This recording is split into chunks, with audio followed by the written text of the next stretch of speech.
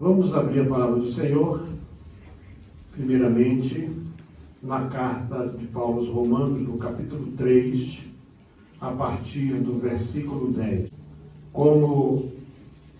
Assim diz a palavra do Senhor, como está escrito, não há um justo nenhum sequer.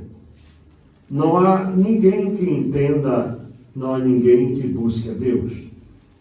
Todos se extraviaram e juntamente se fizeram inúteis. Não há quem faça o bem, não há nenhum só.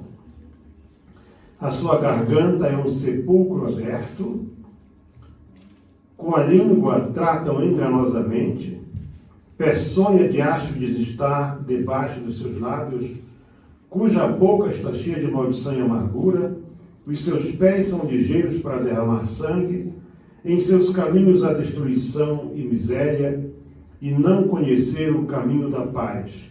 Não há temor de Deus diante dos seus olhos.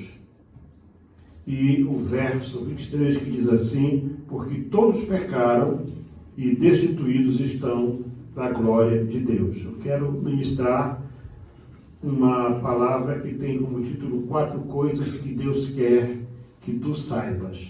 A primeira coisa é que todos aqueles que não conhecem Jesus, que não entregaram sua vida a Jesus, que não confessaram Jesus como Senhor e Salvador, estão perdidos. Eu li aqui um breve resumo daquilo que se conhece como o diagnóstico que a Bíblia faz acerca do pecador. Se você ver, é um diagnóstico. O que é o diagnóstico? É quando, por exemplo, alguém apresenta um tipo de enfermidade e pelos sintomas pode-se chegar à origem, ou seja, definir que enfermidade é aquela. Então, veja só, primeiro o apóstolo diz assim, não há ninguém que entenda, não há ninguém que busque a Deus, não há um justo sequer. E no verso 23 diz assim, todos pecaram e destituídos estão da glória de Deus. No mesmo livro, no capítulo 6 e verso 23, o apóstolo Paulo escreve assim, o salário do pecado é a morte. Paulo escreveu esta carta para a igreja que estava em Roma. Entenda muito bem, as cartas não foram escritas para o mundo, não foram escritas para os judeus, elas foram escritas para a igreja. Então, isso que nós estamos lendo aqui foi algo escrito para a igreja. E no caso, Paulo procurava mostrar para os crentes em Roma por que eles sofriam, por que havia tanta perseguição. Roma era uma cidade muito religiosa. Havia algumas dezenas de deuses em Roma, a começar do próprio imperador. E por mais que a pessoa possa dizer assim, mas eu sou uma pessoa boa, eu não faço mal, eu sou um bom marido, eu sou uma boa esposa, eu sou um bom filho, eu sou um bom patrão. Sabe, toda a bondade que você acha que você pode ter não faz a menor diferença diante de Deus.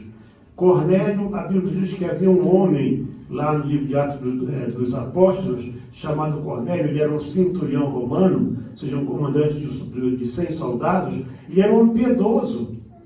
Ele dava esmolas, ele era bonzinho para com os crentes, com os cristãos, e até orava. Mas enquanto ele não ouviu a palavra, enquanto ele não reconheceu o senhorio de Cristo, nada mudou na vida dele.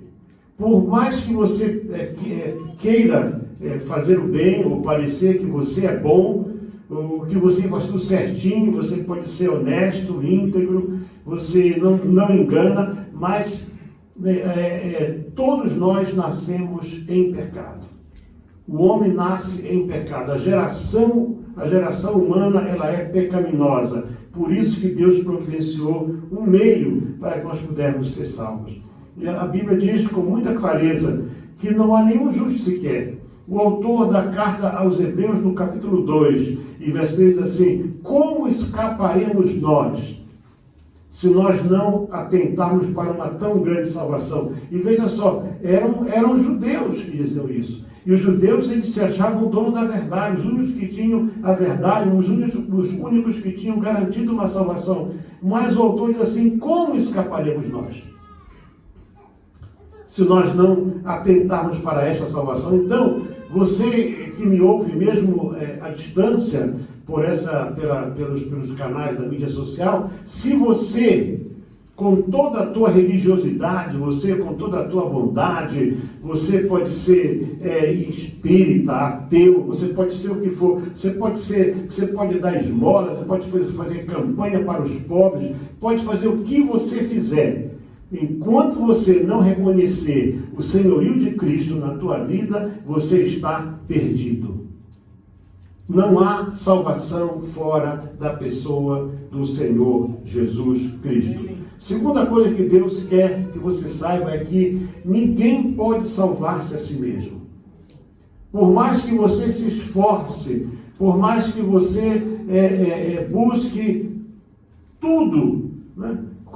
Você pode fazer o que você quiser, sozinho, pelos teus meios, por aquilo que você acha que o homem pode fazer, você não vai conseguir a salvação. Lá na carta aos Efésios, Paulo escreveu no capítulo 2, versos 8 e 9, porque pela graça sois salvos, por meio da fé, e isso não vem de vós, é dom de Deus, dom é dádiva, e não pelas obras para que ninguém se glorie. A palavra graça, ela quer dizer favor imerecido, ou seja, quando a pessoa não merece, no entanto a pessoa recebe algo.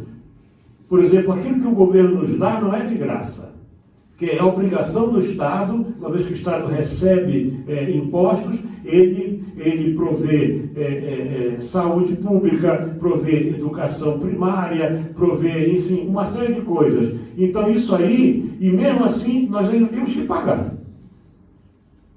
Nós ainda temos sempre alguma taxazinha aqui que você tem que pagar. No entanto, a salvação que Deus oferece, ela é gratuita. Você não tem que fazer, você não tem que pagar por ela. Desde o Éden que Deus providencia um meio de salvação para o homem, porque o homem falhou lá no Éden. O homem simplesmente, desde o princípio que o homem se afasta daquilo que Deus preparou para ele. Muitas vezes trabalha na cabeça do ser humano, além daquele senso de justiça própria, trabalha também o orgulho religioso. A pessoa tem uma religião, ou ela tem uma religiosidade qualquer, e ela se apega àquilo. Eu lembro que uma vez estávamos com uma pessoa de uma outra religião, e essa pessoa aparentemente era uma pessoa piedosa. Ela se aproximou de um dos nossos pastores, queria que ele a levasse nas igrejas, porque ele queria levar comida, queria levar roupa para os crentes. E então esse pastor trouxe essa pessoa lá em casa, e estamos conversando, e então o pastor disse assim: agora só falta uma coisa, é esse nosso amigo aqui se tornar um crente em Jesus. O homem fechou a cara e disse assim: de religião não se muda, a gente nasce e morre com ela. E eu comigo logo pensei: esse aqui já fez a escolha dele.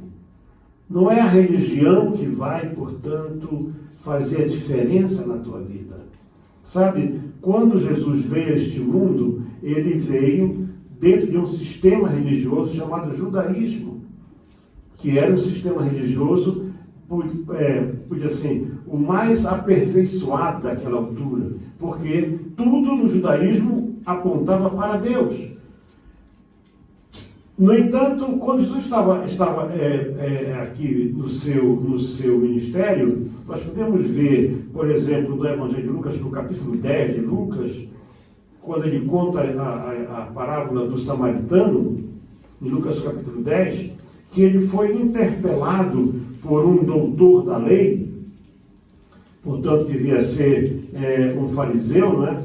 Era um entendido na lei. E essa pessoa, do verso 25 em diante, essa pessoa diz assim: Eis que se levantou certo doutor da lei, tentando e dizendo: Mestre, que farei para herdar a vida eterna?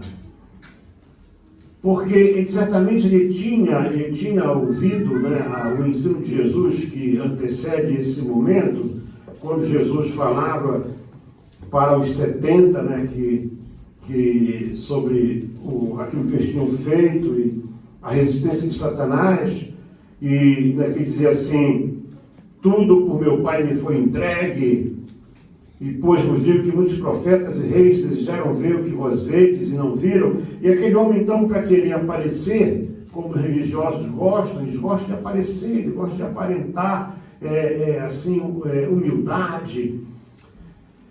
O que eu posso fazer? Jesus, então, como ele era um doutor na lei, Jesus faz uma pergunta para ele, assim: o que diz a lei? O que você sabe?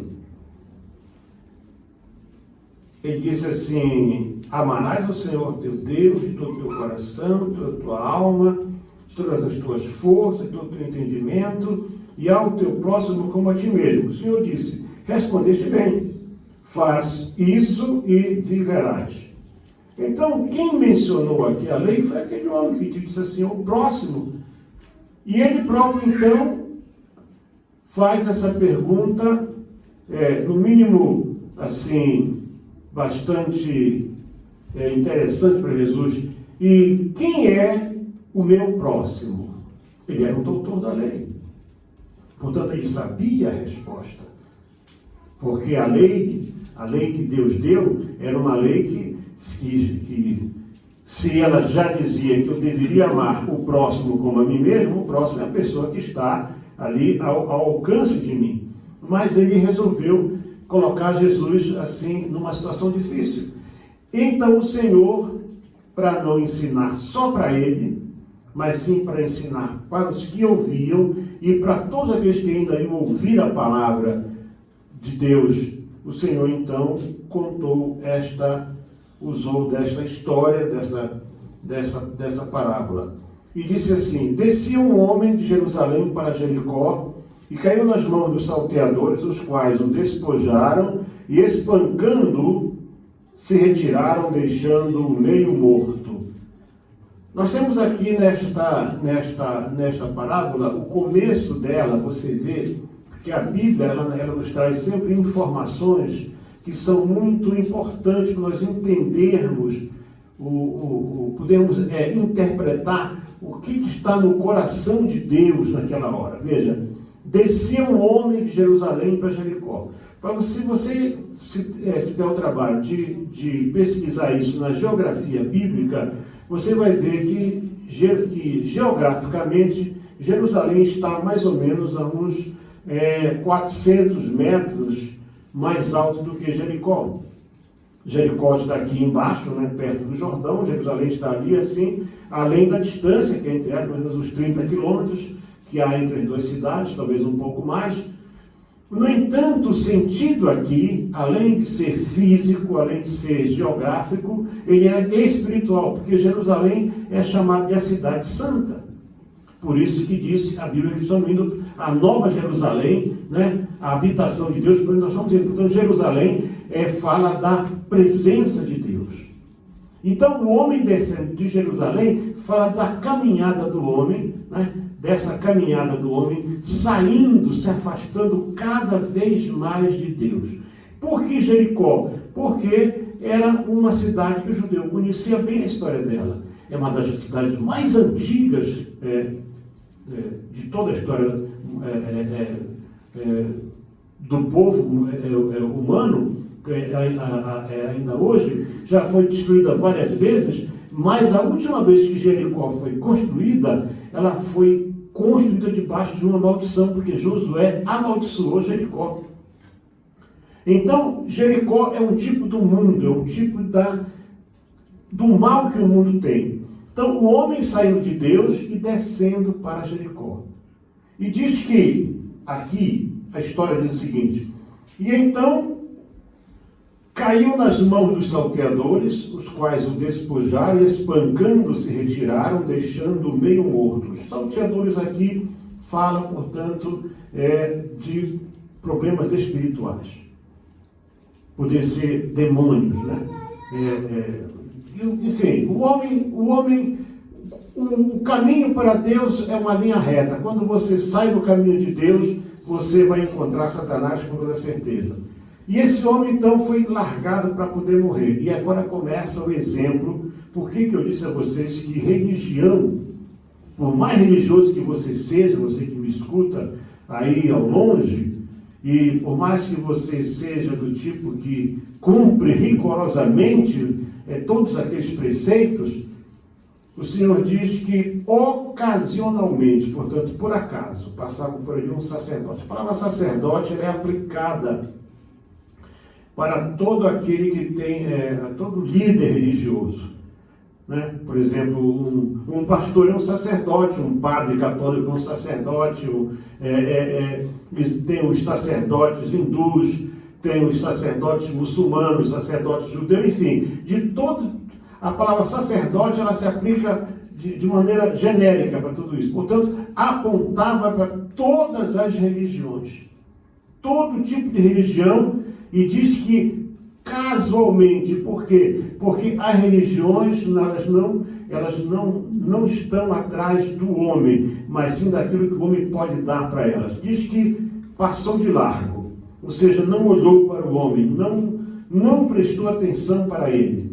E em seguida diz que também, da mesma forma, ou seja, casualmente, passava um levita. Agora apontava para uma religião específica, que é a religião judaica. Única religião na Terra que tem essa palavra levita é a religião judaica, que era da tribo de Levi, portanto, aqueles encarregados, e talvez fossem aqueles levitas que iam ensinar a lei, quem sabe, que iam pelas aldeias para ensinar a lei. E diz que também, portanto, as religiões falharam e o judaísmo também falhou, porque não prestou atenção para o homem caído.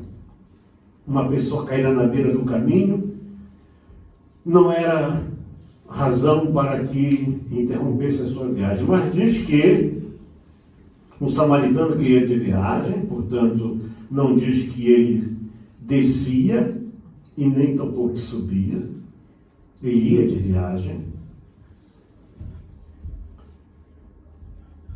Chegou ao pé dele, portanto, passou perto dele, chegou junto dele, e vendo, moveu-se de íntima compaixão, e aproximando-se, atou-lhe as feridas, aplicando-lhes azeite e vinho, e pondo sobre a sua cavalgadura, levou-o para uma estalagem, cuidou dele, e partindo no outro dia, tirou 2 dinheiros, enfim. Então mostra o quê? Mostra que as religiões falharam, o judaísmo falhou, mas alguém que não descia e nem subia, porque o Senhor não precisa descer e nem precisa subir, porque só sobe quem caiu, moveu-se de compaixão. O que faz a diferença, toda a diferença é feita pelo amor.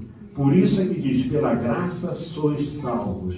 Então, não é a tua religião, não é a tua religiosidade, não é quantas missas você vai, quantas vezes você comunga, quantos cultos você vai, quanto jejum. Tem gente que jejua todas as semanas, há religiões que a pessoa jejua alguns dias só de carne e outros só disso. Enfim, a pessoa é religiosa. Isso não faz a menor diferença. Você não vai conseguir alcançar o coração de Deus com a tua religião. Então, sozinho você não pode se salvar. A terceira coisa que Deus quer que você saiba é que Deus já preparou um meio para a nossa salvação. Amém. Porque todos pecaram, todos perderam o direito, portanto, à salvação. Então, e sozinho o homem não pode conseguir. Deus já preparou um meio para que você possa alcançar a salvação. E nós encontramos, entre outros versículos, esse clássico de João 3,16, porque Deus amou o mundo de tal maneira que deu o seu Filho unigênito para que todo aquele que nele crê não pereça, mas tenha a vida eterna. Quando nós olhamos para os 5 verbos que compõem esse versículo, nós podemos entender a força desta frase como um todo. Os verbos amar, dar, crer, perecer e ter. O verbo amar aqui está no pretérito perfeito, amou. E eu fui buscar a conjugação e é justamente ele amou. Ele amou. O amor incondicional de Deus. Não diz que ele pensou em amar, ou ele gostaria de amar, ou que ele vai amar. Ele amou. E amou o mundo de modo geral. Não amou só um grupo seleto, não amou numa altura específica. Amou o mundo de tal maneira que deu o seu Filho unigênito. Então, o segundo verbo é dar. Dar também, essa expressão Deus também é pretérito perfeito e quando na gramática ele deu. Portanto, ele deu o seu único filho. Ele amou e ele deu o seu único filho. E aí o terceiro verbo é o verbo crer. Só que aqui na Bíblia está crer, C-R-E, com acento circunflexo, que é crer. Isso me chamou a atenção. E eu fui ver, não é crer. Todo aquele que nem crer, não. É crer. Crer. Sabe dizer crer? É permanecer crendo. Amém. É um termo chamado imperativo afirmativo. Crê você. Você tem que permanecer crendo. Não é só começar a crer, achar que, realmente muita coisa boazinha tem aí, não. É permanecer crendo que ele é aquilo que a Bíblia diz que ele é. Que ele é Senhor, que ele é Rei, que ele é Salvador, que ele é único, que ele é insubstituível. Então, esse crer aqui, e vou dizer a você, eu cometi esse erro muitas vezes. Eu recitava crer. E muitos recitam, né? Está crendo que nem crer. Não. É como se você fosse. Não. É crer. Você continua crendo. Você tem que crer, crendo. Eu creio e acabou-se e ninguém muda isso aí. E depois o verbo perecer. Pereça também é subjuntivo presente. Que eu ou ele pereça. Então, observa bem, quer dizer, para que todo aquele que nele crê não pereça, você não tem que morrer, você não vai morrer, a tua alma não vai perecer no inferno, ela vai permanecer como foi criada originalmente por Deus, para estar sempre na presença do Todo-Poderoso. Irmãos, este versículo 3,16, ele é realmente algo extraordinário. E finalmente, o verbo ter. Né? Tenha é que eu ou ele tenha. É subjuntivo presente. Quer dizer, você tem, certo? E ninguém tira mais. Se tem algo de muito forte nesse versículo, o mais forte possível é isso. Esse tenha aqui, uma vez que você recebe, ninguém pode tirar mais de ti. Pode fazer o que fizer, ninguém pode tirar aquilo que Deus te deu, porque os dons e a vocação de Deus são irrevogáveis. E eu li ainda há pouco que pela graça sois salvos. Isso é dom de Deus. Então, graça e a graça é favor merecido e a salvação é um dom de Deus. Os dons e a vocação de Deus, Paulo escreveu em Romanos, são irrevogáveis. Ninguém pode tirar. Então, você tem a salvação, certo? Mas você tem que continuar crendo nele. Você tem que continuar crendo nele. A tua fé não pode ser, ela não, a Bíblia diz que sem fé é impossível agradar a Deus. Então você não pode fazer jogo de palavras com a Bíblia. Você tem que andar, a Bíblia, ela é o caminho para o céu, ela aponta o caminho para o céu.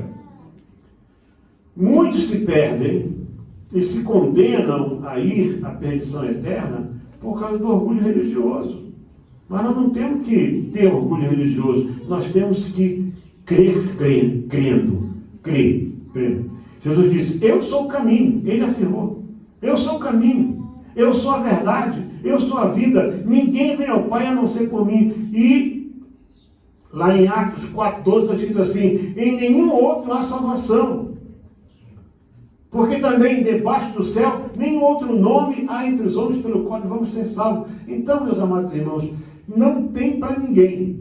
Com todo respeito às outras religiões, né? Certo? E a crença que você pode ter, mas eu fico com a palavra de Deus, que diz assim, nenhum outro nome há entre os homens pelo qual devamos ser salvos.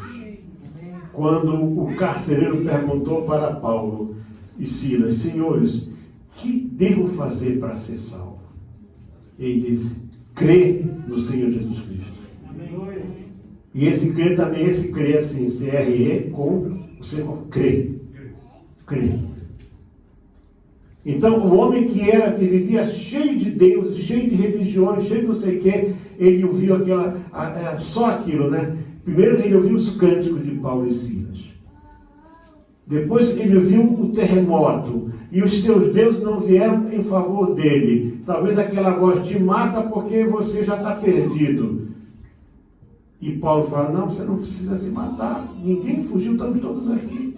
O que é isso? Como é isso? Não, nós temos uma esperança maior. O que eu tenho que fazer para ter essa esperança? Você só tem que crer. Crê no Senhor Jesus Cristo. E serás salvo tu e a tua casa. Esse versículo, ele é garantia de uma promessa que ninguém pode, portanto, tirar de nós. Finalmente, você precisa crer, confessar e receber Jesus Cristo como teu único e suficiente Salvador. João 1,12 diz assim, e esse texto eu preciso ler todo para vocês, porque esse texto ele é maravilhoso. Vamos para o Evangelho de João, capítulo 1, né, porque é algo extraordinário, certo? E nós não podemos abrir mão disso aí. João, Evangelho, capítulo 1. No princípio era o Verbo, e o Verbo era Deus, e o Verbo estava com Deus. Ele estava no princípio com Deus, todas as coisas foram feitas por ele, e sem ele nada do que foi feito se fez. Então João aqui teve uma revelação de como foi a criação de tudo, como tudo começou. E então João vai e diz assim, ele era a luz do mundo. Estava no mundo, verso 10, e o mundo não o conheceu. E o verso diz assim, veio para o que era seu, portanto, ele veio para aquilo que era dele mesmo, próprio dele, mas os seus não receberam. E aqui tem essa declaração maravilhosa. Mas a todos quantos o receberam, deu-lhes o poder. Não é direito, é o poder. É a autoridade, o poder é a autoridade de serem feitos filhos de Deus, aos que creem no seu nome. Então veja você que João escreveu isso aqui, ele tinha convicção de que algo extraordinário acontecera, porque todos aqueles que recebem Jesus, eles recebem também a autoridade, porque poder aqui é a autoridade, de serem feitos filhos de Deus. Irmãos, sabe o que é isso? Os judeus achavam que eles eram aquela azeitonazinha que enfeitava tudo, eles eram o top de tudo. mas não são, não foram, não são, e também não serão. Aqui diz assim: todos quantos receberam, deu-lhes o poder de serem feitos filhos de Deus. Então, para você, todo mundo quer ser filho de Deus. Interessante, né? O cara mal sem vergonha, maconheiro aí, né? Essa turma do trans aí, transista agora, tem tanto do trans agora, né? E não sei o que, isso e aquilo, nada contra você, se é aquilo que você quer ser. Certo? Quando morrem, foi para o andar de cima. Né? Já tem um lugar lá no céu. Por que como não crê em Deus, né? Não fala, uns aí viviam amaldiçoando Deus. Se agora morreu um aí, nem vou falar o nome, senão vão cair de pau em cima de mim. Morreu um aí, que quando era vivo, mas debochava de Deus. Aí alguém escreveu assim, nós pedimos que orem por ele, né? Certo?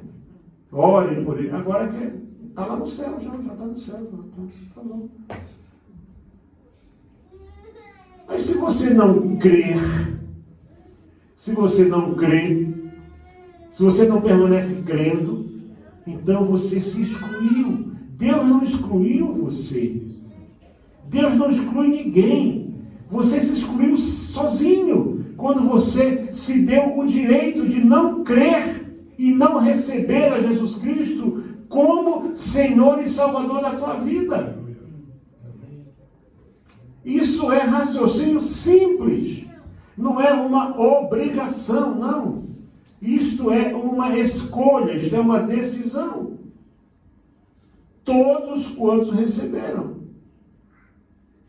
E depois, escrevendo também aos romanos, né, com quem Paulo teve uma luta toda especial, ele diz assim, lá no capítulo 10 de Romanos: se com tua boca confessares ao Senhor Jesus, e em teu coração creres que Deus ressuscitou dentre os mortos, serás salvo. É preciso confessar a Ele.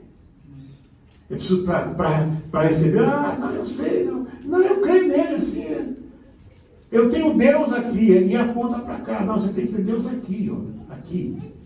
Isso de apontar para cá é maneira de falar. Você tem que ter Deus aqui.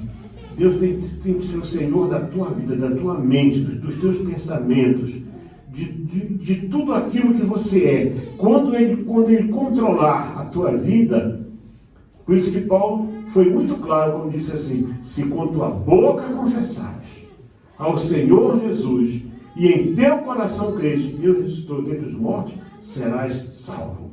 Então, vejam você, todos pecaram, perderam o direito à salvação. Sozinhos é impossível o homem alcançar o que quer que seja em termos de salvação.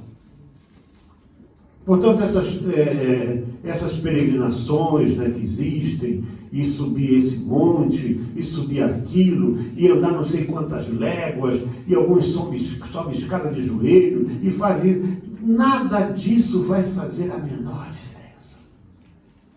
Nada disso. Sozinho você não vai conseguir. Ele providenciou alguma coisa, providenciou alguém. Quando tudo falhou tudo, todos os homens falharam, tudo falhou, ele veio esse mundo mostrar que só ele podia resgatar. Por isso diz que ele deu a sua vida. Ele deu a sua vida. E o que temos que fazer? Só precisamos confessar que ele é o Senhor, que ele é o Messias, que ele é o Filho de Deus. E como disse Paulo, confessar que Deus o ressuscitou dentre os mortos. Ele diz, na sua despedida, Marcos registra, né, quando ele fala assim, né, quem crer e for batizado será salvo, mas quem não crer será condenado. Então, crer nele é questão inegociável. Não pode se mudar isso aí.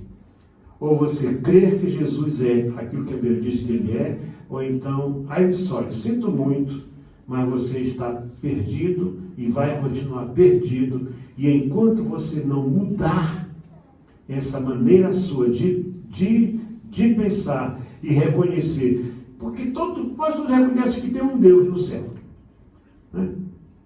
Até o ateu, quando dá uma topada, grita, meu Deus. Não sei porquê, né? Ele dá uma topada e esfola o dedo, meu Deus. Aí já é Deus, e é dele. É engraçado, não é engraçado, é? O cara fala, eu não quero nada, daqui a pouco oh, Deus do céu, pronto, já disse que Deus é Deus, e que está no céu. Portanto, meus amados irmãos, né, como vocês mesmo puderam ver, é muito fácil. A salvação é tão fácil que o homem rejeita. Não tem mistério na salvação. É algo que independe de nós, mas depende de nós. Do nosso esforço, nada, mas de crer é tudo. Aleluia. Quando você abre a tua boca e diz, eu creio, eu confesso, eu recebo, nessa hora as coisas começam a mudar no campo espiritual. Amém. E você passa para o outro lado. E isso é tudo que Satanás não quer. Que você confesse Jesus como teu Senhor e teu Salvador. Vamos estar de pés, chamar a pastora Nádia para esse momento aqui da confissão, porque é um momento importante. Antes do culto terminar, nós temos uma oração especial a fazer. Temos um pedido aqui de oração. Pai do Senhor, irmãos, estamos aqui na cidade do Dono e começou aqui então a Escola Bíblica de Obreiros. Aqui nesse aqui é o templo após ciclone, foi um tempo emergencial para que os irmãos se reunissem. E agora está vendo aqui então um estudo com as mães, com as senhoras do departamento feminino. Ali temos a missionária Maria Roselina, conhecida como Irmã Rosa. Aqui são algumas esposas de obreiro, irmãs da igreja do local, em Dondo, Mafarinha. E aqui fora, então, está o templo maior, ou seja, o templo que já foi erguido, já foi construído. Esse é o templo da cidade do Dondo, em Mafarinha, no bairro de Mafarinha. E aqui dentro está a Escola Bíblica de Obreiros, com o pastor Eliel Gomes da Silva. A multiplicação da ciência. Daniel 12, verso 4. Ninda pronga Daniel, Daniel teve uma visão. De novo, eu quero começar de novo.